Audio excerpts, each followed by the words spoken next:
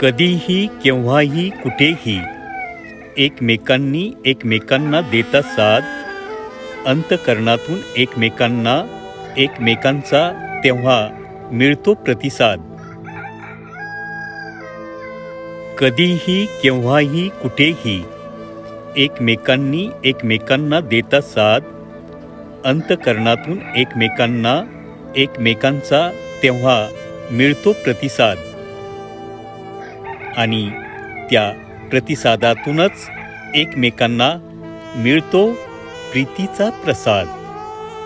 आणि त्या प्रतिसादातूनच एकमेकांना मिळतो प्रीतीचा प्रसाद.